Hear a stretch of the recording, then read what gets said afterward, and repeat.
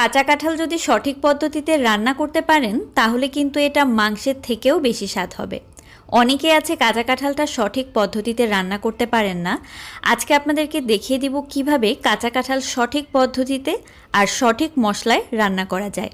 আর এই পদ্ধতিতে রান্না করলে অনেক বেশি টেস্ট হবে খেতে। প্রথমেই দেখেন একটা কাঁঠালের অর্ধেকটা নিয়েছি। এখন কাঁঠালটাকে আমি পিস পিস করে কেটে নিব।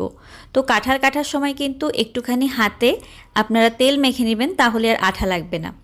তো এভাবেই কিন্তু কাঁঠালটাকে কেটে নিতে হবে। তো আমি যেভাবে কেটে দেখাচ্ছি সেভাবে আপনারা দেখলেই বুঝতে পারবেন। মাঝখানে শক্ত অংশটাকে ফেলে দিবেন, এরপরে এটাকে এরকম পিস পিস করে কেটে নেবেন। একটু বড় সাইজ করে কাটবেন, তা না হলে কিন্তু এটা একদম গলে যাবে। তো কাঁচা কাঁঠাল রান্নার জন্য প্রথমেই আমি সরিষার তেল হাফ কাপ নিয়েছি।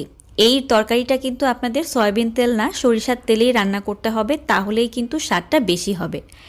এখন এই কাঁঠালটাকে কিন্তু সামান্য লবণ দিয়ে আমি একদম হালকা করে ভেজে তারপর তুলে নিচ্ছি। এখন ওই তেলের মধ্যেই দিয়ে দিব আমি পেঁয়াজ কুচি।